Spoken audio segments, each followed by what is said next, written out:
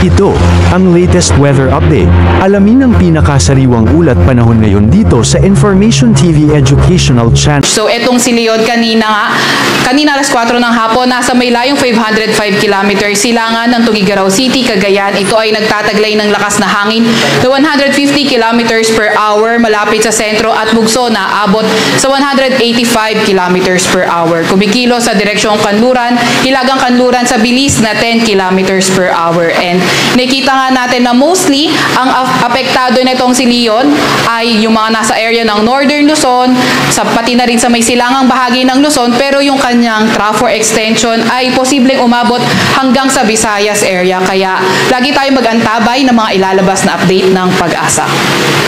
Tignan naman natin itong magiging track ni Leon. So itong yellow area na ito, yellow-orange area, ito yung may mga malalakas na hangin at least 39 kilometers per hour.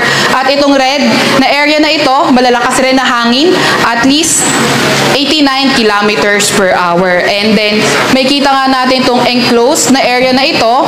Hindi nito sinasabi yung laki ng bagyo, pero itong area na ito ay kung saan posibleng mapunta nga yung sentro ng bagyo. Kung magkaroon man ito ng shift papuntang west, so posible ngang abutin. So nakikita natin, although may kalayuan kahit papano sa landmass ng Philippines, pero nasa loob na area of probability yung ilang parts na extreme northern Luzon, kaya hindi ruled out yung landfall scenario around Batanes area.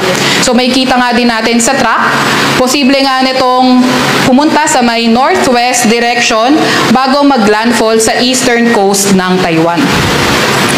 So may kita nga rin natin na around Thursday, ayun yung pinakamalapit si Leon sa may Batanes area. And then, kagaya nga na nabanggit natin kanina, hindi ruled out ang landfall scenario kay Batanes dahil nasa loob ito ng area of probability.